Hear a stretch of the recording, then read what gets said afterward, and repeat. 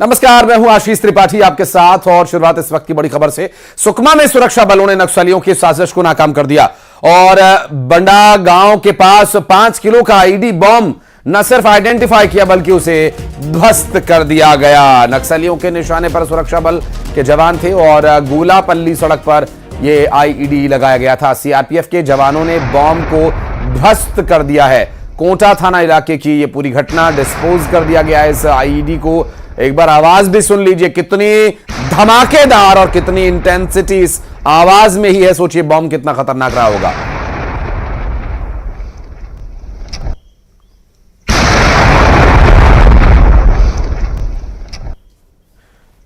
और सतीश हमारे सहयोगी इस वक्त हमारे साथ जुड़ गए, बात करेंगे उनसे। सतीश, अभी ये जो आईडी ध्वस्त किया गया, कैसे आइडेंटिफाई किया गया, लगभग कितने बजे की मिल रही है जानकारी?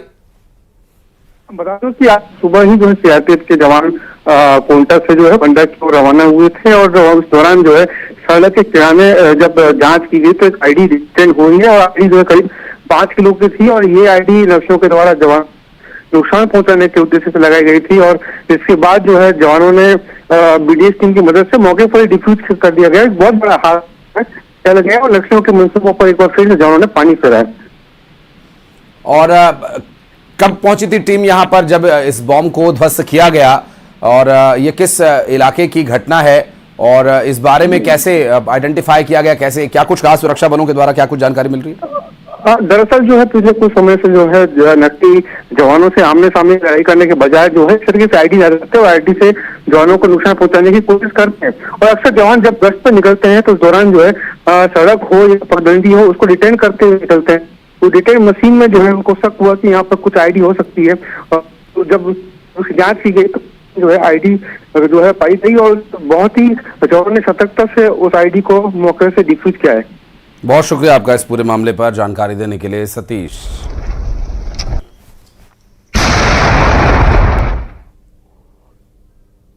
और अंबिकापुर में लाखों की लूट से सनसनी फैल गई। नकाबपोश बदमाशों ने लाखों की नकदी और जेवरात लूट लिए और कट्टे की नोक पर बदमाशों ने बंधक बनाकर वारदात को अंजाम दिया और यह सब कुछ वहां पर लगे हुए सीसीटीवी कैमरे में रिकॉर्ड हो गया। सीतापुर थाना क्षेत्र के नवापारा में यह वारदात हुई। इस वारदात के बाद पीड़ित परिवार और पूरे गांव में दहशत का माहौल है। सीसीटीवी फुटेज के आधार पर पुलिस इस पूरे मामले की जांच कर रही है।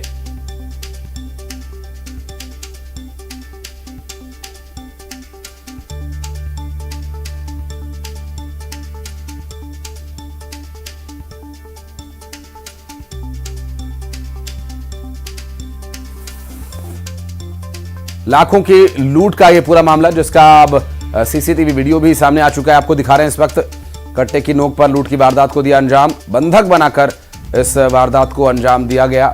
दरअसल नकाबपोश बदमाश जेवरात और कई अन्य सामान लूटकर फरार हुए। हालांकि ये दुकान का सीसीटीवी वीडियो किसी परचून की दुकान का लग रहा है और लूटपाट जेवरात की हुई है, ये भी अपने आप में अहम सवाल है। और रायपुर में ईडी के समन पर कांग्रेस नेता मलकीत सिंह गेंदू ईडी दफ्तर पहुंच चुके हैं और ईडी ने सुकमा और कोटा कांग्रेस कार्यालय की जानकारी मांगी है। ईडी ने समन जारी कर 4 बिंदुओं पर जानकारी मांगी थी। कांग्रेस भवन सुकमा और कोटा के निर्माण शुरू होने और खत्म होने की जानकारी मांगी गई थी। ईडी ने ठेकेदार और ठेकेदारों का नाम, उनकी पूरी जानकारी मांगी है। खरीदी गई जमीन सहित निर्माण में हुए खर्च की जानकारी मांगी गई है। भवन निर्माण के लिए मिले पैसों के सोर्सेस की जानकारी मांगी गई है। और ये सब कुछ यदि सही बता दिया गया तब कहीं जाकर इसमें नए तथ्य सामने आएंगे। बहरहाल देखना होगा कि ये जो जानकारी मांगी गई है इस पर जानकारी मिल पाती है या नहीं।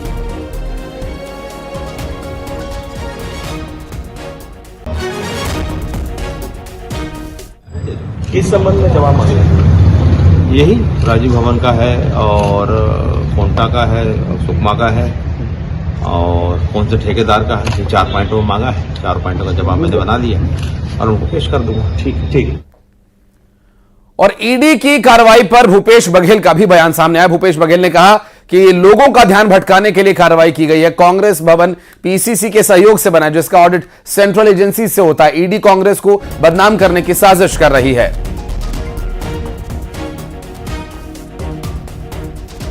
बात हम लोग कह रहे थे डिस्टिलर पे कार्रवाई क्यों नहीं हो रही है। मैं मीडिया के सामने भी बोलता था और हाउस में भी बोला, और जब न्यायालय ने जब आदेश दिया है तो सेंट्रल एजेंसी हो चाहे स्टेट एजेंसी हो या सरकारें हैं, उसके गाल में करारा तमाचा पड़ा है। अब वो बिलबिलाए हुए हैं, तो लोगों को ध्यान भटकाने के लिए, माइंड डाइवर्ट करने के लिए इस प्रकार से कार्रवाई की गई। जितने कांग्रेस भवन बने हैं उसमें जो पीसीसी से जो सहयोग दिया गया है वो पूरा ऑडिट होता है, वो सेंट्रल एजेंसी के द्वारा ही ऑडिट होता है, तो उसकी जानकारी में है और नई जानकारी है। और युगल तिवारी हमारे सहयोगी इस वक्त हमारे साथ जुड़ गए, बात करेंगे उनसे। युगल, ईडी का समन और उसके जो सवाल हैं बड़े पेचीदा हो सकते हैं कांग्रेस के लिए, इनके जवाब। जी बिल्कुल, देखिए 4 बिंदुओं में जानकारी मांगी गई है और जो महासचिव है मलकी सिंह गेंदू यहाँ पर पहुंचे हुए हैं और लगभग 3 घंटे हो गए हैं अंदर ईडी दफ्तर में है, और अभी ये जानकारी नहीं आई है कि उनसे पूछताछ की जा रही है या फिर वो वहाँ पर बैठे हुए हैं। लेकिन 4 बिंदुओं में जो ईडी ने जो जानकारी मांगी थी तो वो जानकारी लेकर के यहाँ पर आए हैं, और जिस तरह से अभी वो अंदर बैठे हुए हैं तो उम्मीद यही लगाया जा रहा है कि हो सकता है कि उनसे कुछ जानकारी के विषय में जो वो लिख करके लाए हैं, लिखित जानकारी उन्होंने जो यहाँ पर लाए हैं उस संबंध में पूछताछ है वो हो सकती है। फिलहाल लगभग 3 घंटे हो चुके हैं, मलकी सिंह गेंदू अंदर है और पूछताछ लगातार जारी है। जी, लेकिन इस पूरे मामले में अभी मलकीत गेंदू से जो सवाल जवाब होगा वो तो ठीक है अपनी तरफ, लेकिन भूपेश बघेल का भी इस पर बयान आया था। भूपेश बघेल भी इस पर कई तरह के सवाल उठा रहे हैं। जी बिल्कुल, देखिए पूर्व मुख्यमंत्री भूपेश बघेल ने साफ तौर पे कहा है कि ये ध्यान भटकाने का काम है, और जिस तरह से कांग्रेस भवन का जो निर्माण है हुआ है तो वो उनकी जो फंड है, उनके जो कांग्रेस की जो फंड है उससे हुआ है। तो कुल मिलाकर ये कहा जा सकता है कि ईडी पर लगातार कांग्रेस है वो निशाना साधते रही है। इससे पहले भी जब पूर्व जो आबकारी मंत्री कवासी लखमा है उसकी गिरफ्तारी हुई तो उसे लेकर के भी कांग्रेस ने बड़े तंज कसे थे ईडी पर, और अभी भी यहाँ पर जब मलकी सिंह गेंदू यहाँ पर आए हैं जानकारी लेकर के तो कई कांग्रेस के जो प्रवक्ता है, नेता है यहाँ पर मौजूद है, और लगातार ये आरोप नजर रखिएगा। आपके पास लौटेंगे और रहिएगा हमारे साथ, कुछ और खबरों पर आगे डिटेल्स लेंगे आपसे। और आज के विधानसभा की बात करें तो विधानसभा में जल जीवन मिशन की गड़बड़ी के मुद्दे पर हंगामा हुआ और सरकार के जवाब से असंतुष्ट होकर सदन से वॉकआउट कर दिया। विधायक सावित्री मंडावी ने कहा कि अधिकांश गांवों में पानी नहीं पहुंचा है। डिप्टी सीएम अरुण साहब ने कहा कि 355 गांवों में कनेक्शन पहुंच गया है। तो वहीं भूपेश बघेल, पूर्व सीएम भूपेश बघेल ने यह कहा कि कनेक्शन होने के बाद भी पानी की सप्लाई नहीं हो रही है। और विधायक अजय चंद्राकर ने कहा कि डीपीआर में जल स्रोत नहीं था, फिर भी पाइपलाइन बिछा दी गई। विधायक ने इसे खुला करप्शन बताया। मंत्री ने इसकी जानकारी दी है और कहा कि नलकूप खनन देरी से शुरू हुआ, इसलिए समस्या आ रही है। सदन में नेता प्रतिपक्ष कंपनीज के बंद होने को लेकर सवाल पूछ रहे हैं।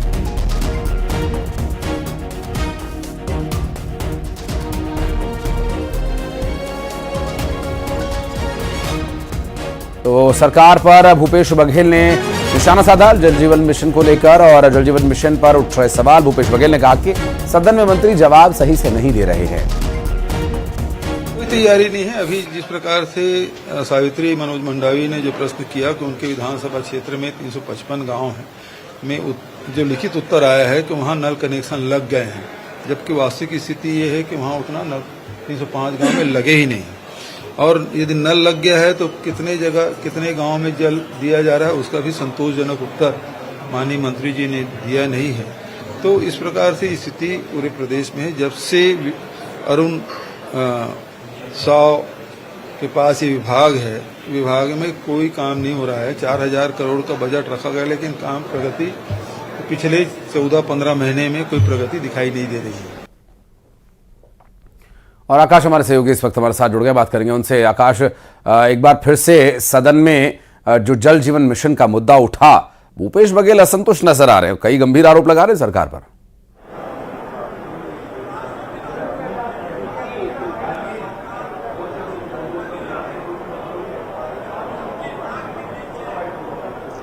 जी बिल्कुल, देखिए जल जीवन मिशन और अमृत मिशन केंद्र सरकार की जो है वह महत्वाकांक्षी योजना है। अगर छत्तीसगढ़ की बात करें तो यहाँ जल जीवन मिशन का पिछड़ापन जो है वो राजनीतिकरण इसका हो चुका है और चर्चा का विषय इसलिए भी बना हुआ है कि लगातार इस पर बात उठते रहे और आज सदन में इस पर ही हंगामा हुआ। चाहे सत्ता पक्ष की बात करें, विपक्ष की बात करें, दोनों ही मिलकर जल जीवन के मुद्दे पर अपने अपने क्षेत्र को लेकर उठाया है। अजय चंद्राकर, राजेश मूणत ने भी घेरते हुए मंत्री जी को ये कहा कि विभाग सही तरीके से जल जीवन मिशन की जो है वो जानकारी नहीं दे रही है, खुला करप्शन किया गया है, नल पाइपलाइन बिछा दिए गए, टंकी बना दी गई, लेकिन जल स्रोत का अता पता नहीं है। ये पूर्व विधानसभा जब पहले भी हुआ था तो भी ये मुद्दा उठा। इधर विपक्ष की तरफ से विपक्षी विधायकों ने भी ये मुद्दा उठाया और ये साफ तौर पर आरोप लगाया है कि जल जीवन मिशन के तहत जानकारी दी जा रही है कि पूरी पाइपलाइन बिछ गई है, लेकिन जल आपूर्ति नहीं हो पा रहा है। ऐसे में दोनों तरफ से जो है वो विभाग घिरता नजर आया। हालांकि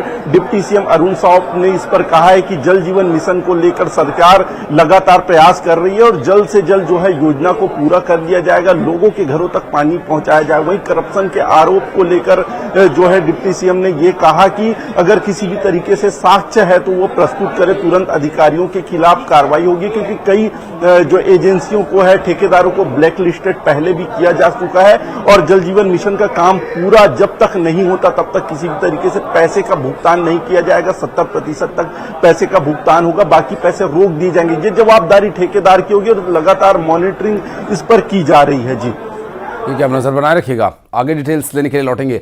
आकाश, आपके पास बहुत बहुत शुक्रिया फिलहाल आपका इस पूरे मामले पर जानकारी हमारे दर्शकों तक पहुंचाने के लिए। और अब हार के बाद मची हाहाकार की बात होगी। कांग्रेस के मेयर प्रत्याशी पर भितरघात करने का आरोप लगा है। प्रदेश प्रभारी से इसकी शिकायत की गई। जिला पंचायत सदस्य शिवेंद्र कौशिक ने प्रमोद नायक पर यह आरोप लगाया। उन पर बीजेपी प्रत्याशी के पक्ष में प्रचार करने का आरोप लगाया गया। विधायक और जिलाध्यक्ष पर भी भितरघात करने के आरोप लगाए गए। शिकायत के बाद प्रभारी सचिन पायलट के निर्देश पर यह कार्यवाही होगी। अब तक 60 नेताओं और कार्यकर्ताओं पर कार्यवाही हो चुकी है।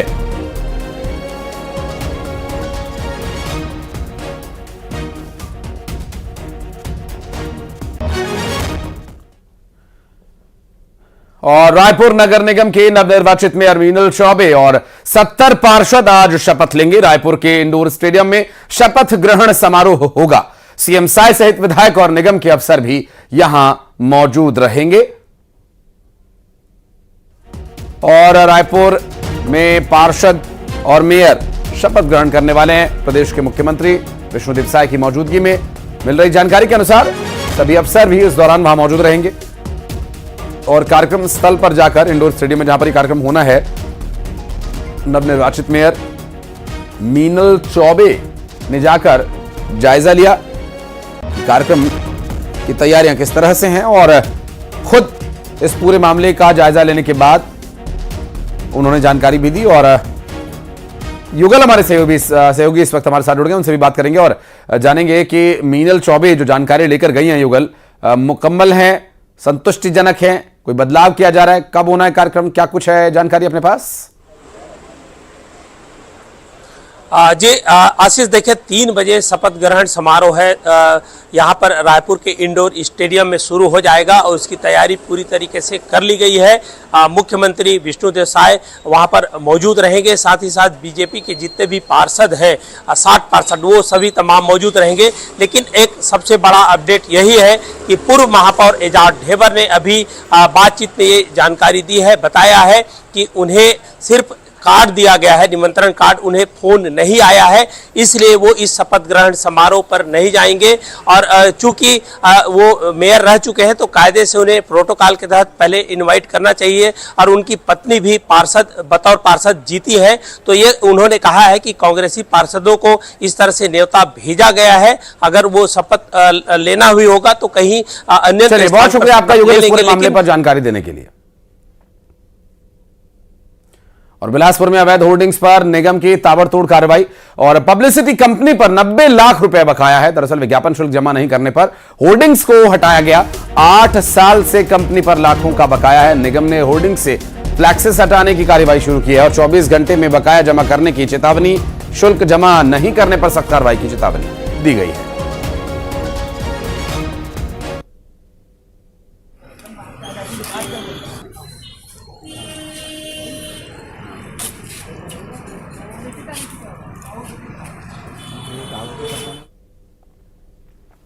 दुर्ग जिला अस्पताल में नवजातों की अदला बदली पर एक बड़ा अपडेट आया। 7 और कर्मचारियों की लापरवाही सामने आई है। इन 7 कर्मचारियों पर भी एक्शन लेने की तैयारी है। दरअसल स्टेप टू स्टेप जांच की जाने के बाद लापरवाही पकड़ी गई। जिला अस्पताल में नवजातों की अदला बदली हुई थी और 3 कर्मचारियों के खिलाफ कार्यवाही हो चुकी है।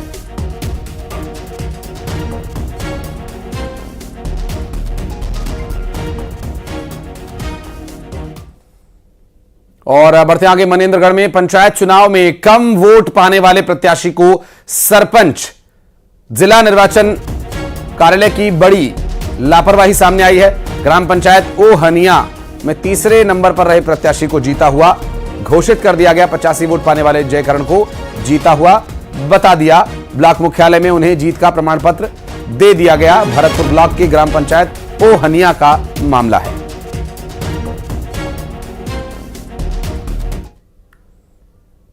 और कांकेर में कजगर का चूहे को निगलते हुए वीडियो सामने आया। दरअसल रिहायशी इलाके में अजगर को देख लोग दहशत में आ गए। हालांकि स्नेक कैचर को फोन कर इसे रेस्क्यू किया गया।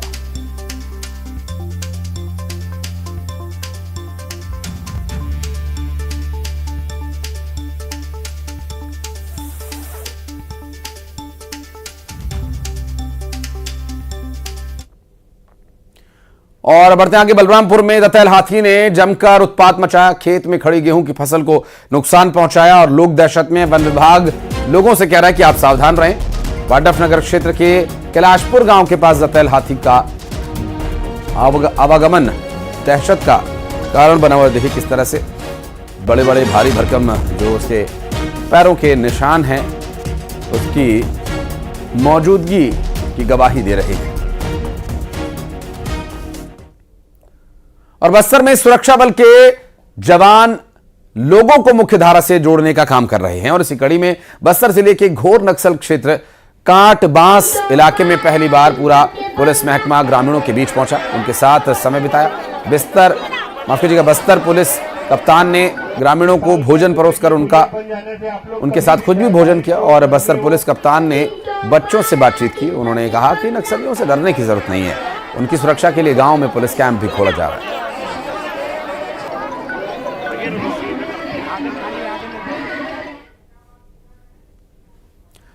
और बिलासपुर से बड़ी खबर, इंश्योरेंस पॉलिसी के नाम पर 10 लाख से ज्यादा की ठगी का ये मामला। 66 वर्षीय ब्रिज नंदन सिंह से ये ठगी की गई। इंश्योरेंस अधिकारी बनकर पीड़ित को कॉल किया, 44 लाख रुपए के चेक का झांसा देकर रकम ट्रांसफर करवा ली और सकरी पुलिस ने अज्ञात लोगों पर मामला दर्ज कर दिया है।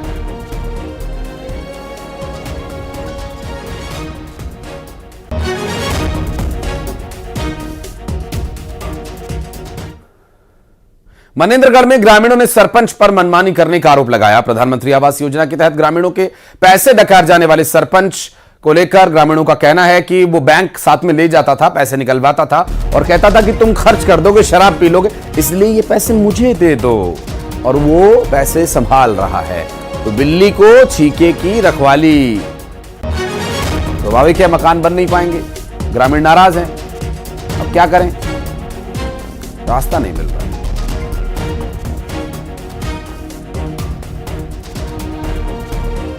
पूरा पैसे सरपंच ले लिए। बैंक में जाते थे इन लोग पैसा निकालने, तो वहीं पे सरपंच भी जाते थे, बोलते थे कि मैं बनवाऊंगा, तुम लोग दारू पी खा के पैसा खत्म कर दोगे, इसीलिए उन लोगों ने दे दिए पैसे। हमको डांटेंगी, बोला था कि मैं बनवाऊंगा। आपका जी 30,000 पूरे ले लिए। 10,000 तो लाए थे तो मिस्त्री को दे दिए पेमेंट। तो एक वहाँ पे बन रहा है हम लोगों के, उसको भी ले लिए। कितना? 30,000 उसका भी। पहला किस्त आया था आपका? हाँ पहला आया। कहाँ गया आपका पहला किस्त? बंद हो गया। पहला किस्त निकला रहा ना तो उधर ही दे दिया हम लोग। किधर दे दिए? सरपंच के हाथ में। तो सरपंच को क्यों दिए? तो मैं बनवाऊंगा बोला, हाँ, देखा दे दिए हम लोग निकाल करके। कितना दिए? पूरा दे दिए? पूरा 30,000 दे दिए। 10,000 को लाया रहा था, ये परमेंट दे दिया काम करने वाले मन के। और बड़ौदा बाजार में स्थानीय बस अड्डे और स्टैंड पर यात्री प्रतीक्षालय न होने से यात्रियों को काफी परेशानियों का सामना करना पड़ रहा है। बसों का इंतजार करने के दौरान यात्री तेज धूप और बारिश भी सहने को मजबूर है। खासकर बुजुर्ग, महिला, बच्चों को काफी मुश्किल हो रही है। सरकार ने हर गांव में यात्री प्रतीक्षालय का निर्माण करवाया, लेकिन बड़ौदा बाजार में नहीं। यहां प्रतीक्षालय न होने से यात्रियों को काफी परेशानी हो रही है।